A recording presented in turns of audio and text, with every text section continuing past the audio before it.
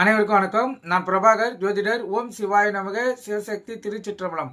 இன்று பிறந்த நாள் காணும் அனைவருக்கும் வாழ்த்துக்கள். அதே போல இன்று திரும்ப நாள் காணும் அனைவருக்கும் வாழ்த்துக்கள். இறைவனுடைய அருள் பரிபூர்ணமாக உங்களுக்கு கிடைக்கட்டும். உங்களுடைய மனம் எதை என்ன ஆசைப்படுகிறதோ அந்த ஆசை நிறைவேற்றும் என்று எம்பெருமான் சிவபெருமானிடம் அடியேன் வேண்டிக் கொள்கிறேன். இப்போ நான் என்ன சொல்ல போறேன்னா, ஒருவருடைய புத்தி கூர்மையும் புத்தித்தாலி தனத்தையும் கண்டுபிடிக்கிறது அடித்தளமாக அமைவது எதுன்னு சொல்லி பார்க்கலாம். ஒருத்தருடைய புத்திசாலித்தனத்தை நிரூபிக்கக்கூடிய இடம் 5ஆம் இடம் தான், புத்தியின் அடித்தளம்.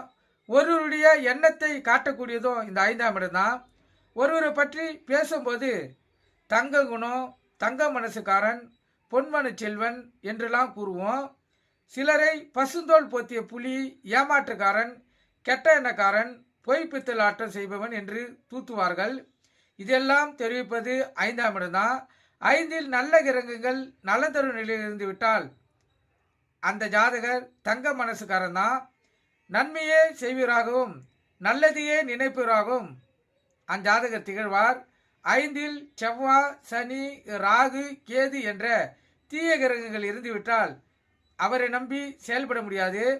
மண்குதிரையை நம்பி ஆற்றில் இறங்கியது போல ஆபத்தில் அடுத்தவனை தள்ளிவிட்டு இந்த ஜாதகர் தப்பி விடுவார். ஆக நல்லதை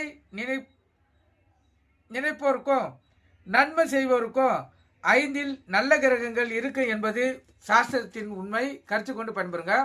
நன்றி, வணக்கம். வாழ்க வளமுடன்.